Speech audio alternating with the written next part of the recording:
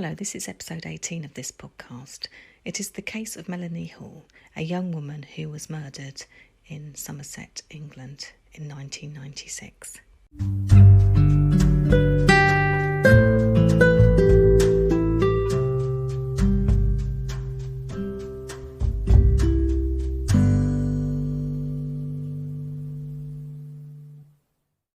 Melanie Hall was born on the 20th of August of 1970 in England. Her parents are her father, Peter Hall, and her mother, Patricia Hall. She also had a sister called Dominique.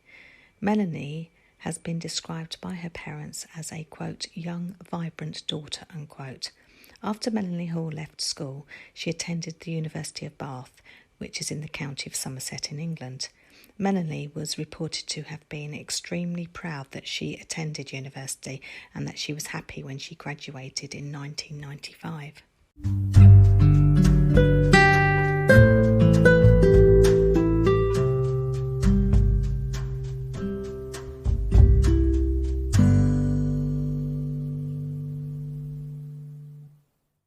After she had graduated from Bath University, she remained in the city and got a job as a clerical officer working for the Royal United Hospital. Melanie had, at this point in her life, also got a boyfriend called Philip, who she saw on a regular basis. On the night of the 8th of June in 1996, Melanie and Philip, along with another couple, went to a local nightclub in Bath. The nightclub was called Cadillac's at the time, but it has since changed its name. Reports that came out later from witnesses at the nightclub who had seen Melanie that night stated that she had got into an argument with her boyfriend that evening. Philip had apparently left the nightclub shortly after the argument. The argument, according to witnesses, seemed to be about Melanie dancing with another man at the club. Philip did not seem happy and left without Melanie. The last known sighting of Melanie Hall was at about 1 o'clock in the morning of the 9th of June 1996. She had been captured on a CCTV camera in the nightclub. Melanie had been sitting on a stool at the side of the dance floor. Melanie was not reported missing until the 11th of June 1996. Her parents had grown concerned, and when she did not turn up for work, they decided to contact the Avon and Somerset police to report their daughter missing.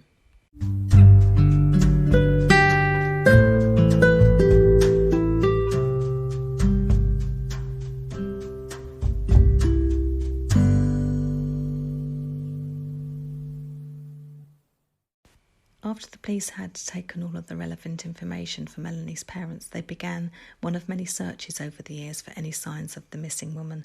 The Avon and Somerset police force would lead the investigation into the disappearance of Melanie Hall. They conducted many searches in the local area.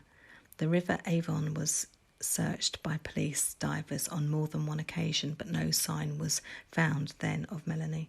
The police spoke to many hundreds of people who had attended the nightclub Cadillac's on the night that she had gone missing, which was the 8th of June 1996 into the morning of the 9th of June 1996, to try and find any potential witnesses that would help to find Melanie or find out what had happened to her at any rate.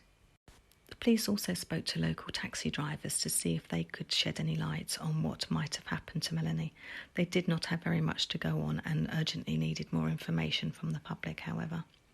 A reward of £10,000 was offered for any information that led to either finding Melanie Hall or finding the person who had abducted her.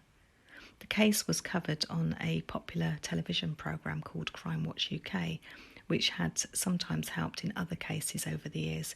Melanie's case was also shown on Crime Stoppers, another important programme. Melanie's sister Dominique also made several public appeals for any information regarding information on her missing sister.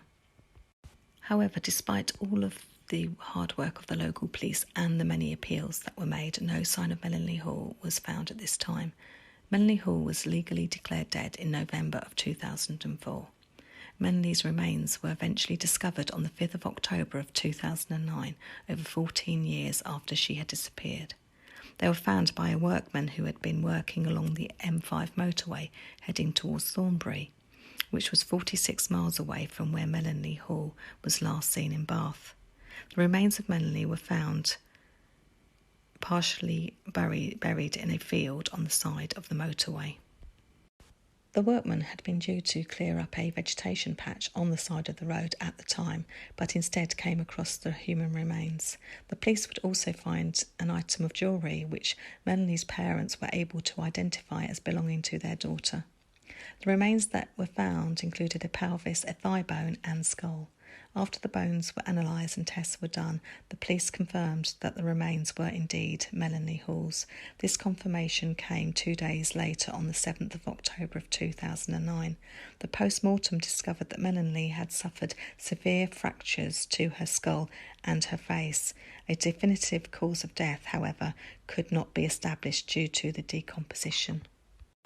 Also, the fact that not all of her remains were recovered, which added to the difficulty. After the police and medical professionals confirmed that Melanie Hall's remains had been found and that she had been murdered, her parents launched a new appeal for witnesses to come forward with any information. On the 29th of October of 2009, which was only a few weeks after Melanie had been found, the police announced that they had found a set of car keys belonging to a Ford car or van close to where Melanie had been found.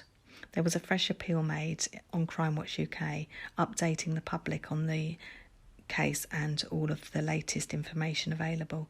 This led to 200 phone calls coming in from the public. The car keys were never linked to anyone, however. The reward money was also increased from £10,000 to £20,000. Once Melanie's remains were found, the police were able to look for more evidence. The ropes that had been used to tie up the bag contained a partial DNA profile once it was analysed. Unfortunately, a match or even a close match has not been found yet, but maybe in years to come it will be enough to identify the person who killed her. The DNA profile was only obtained in late 2019 due to many advances having been made in the technology available. Melanie Hall's parents have put up £50,000 of their own money as a reward to try and encourage someone to come forward with any relevant information that they may have. Over the many years since Melanie disappeared and her body was found, many arrests have been made. This includes 2 men that were arrested in connection with her disappearance in 2003, so a few years before her body was found. However, the 2 men were released without charge. In 2009, a 37-year-old man confessed to being involved in Melanie's murder. He confessed to police in Greater Manchester, which is miles away from Bath. It later turned out that the man had made a false confession and that he was receiving psychiatric treatment at the time. In July 2010, a 38-year-old man from Bath was arrested on suspicion of Melanie's murder and released on bail.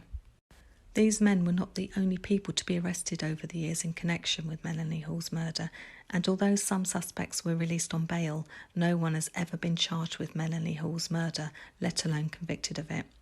A witness at the time had reported an incident to the police whereby an unknown man had attempted to carjack a lone woman at knife point. Luckily, the woman managed to fight him off and she also got away from him. She was still wounded in the attempt, though. This attack had happened in roughly the same area of the city and only a few hours before Melanie Hall vanished that night in 1996. No one was ever charged with that attack either. The case involving Melanie Hall has baffled Avon and Somerset police, and although a few clues and other information has come to light over the years, they do not appear to be any closer to actually making an arrest in this case. Many police hours and other resources have gone into this case, but unfortunately nobody has been held accountable, so far anyway. Hopefully the police will have some luck and will be able to get a killer off the streets for good. As anyone can imagine, Melanie Hall's parents and family want to see someone held accountable for their daughter's murder. The police have, over the years, looked into any possible links to similar crimes. In fact, by October of 2019, 11 arrests had been made by Avon and Somerset police during the lengthy police investigation into Melanie's murder. The police have looked at possible links with the Susie Lamplugh case. Susie disappeared in July of 1986 in London, it was roughly 10 years before Melanie was murdered. Susie had been 25 years old at the time of her disappearance, and her body has never been found. And although they have a strong suspect in her case, no one has ever been charged in connection with her disappearance. I covered the Susie Lamplugh case earlier this year. In fact, it was the first episode I recorded. I'd always been fascinated with Susie's case, and her body has still not been found. Another case that the police thought could be connected to Melanie's case was that of a serial sex attacker who targeted women in Bath, Somerset. Nothing came of this either, unfortunately. Melanie's father has been reported as saying that he fears that, quote, these people behind her death will take their secrets to the grave, unquote. The police do have some evidence that can be used, such as the partial DNA profile. Someone could also still come forward with information to help solve this case. The police have also said that they believe that the person that had dumped Melanie's body at the side of the road probably knew the area quite well. Although her body was dumped at the roadside, it was more in the undergrowth and was partially buried and was not visible from the motorway. It was only due to a worker turning up to cut back some vegetation that Melanie's remains were finally discovered. Also, the police had the rope that had been cut into 4 pieces and then knotted together again that had been found with Melanie's body, which had contained the DNA profile, the partial DNA profile. I really hope that the killer is brought to justice and pays for his crimes. It would also take a vicious criminal off the streets, finally, which cannot be a bad thing for anyone. Melanie Hall was only in her 20s when she was murdered. She had only just started to live her life the way that she had wanted to. She had worked hard at school and at university. She had completed her degree at Bath University and had managed to get a good job. She also had a loving family and a serious boyfriend and other friends as well.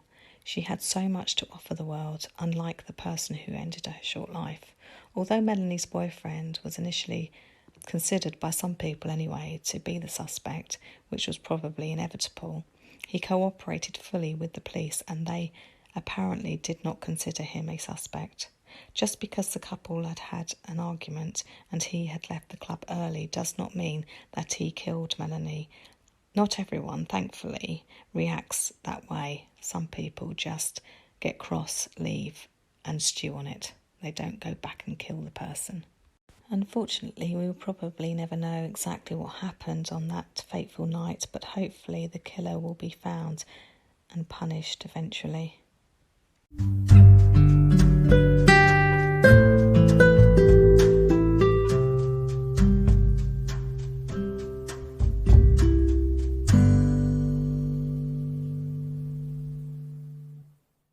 I hope that you have found this case interesting, and I will publish another episode next week. Thank you very much for listening.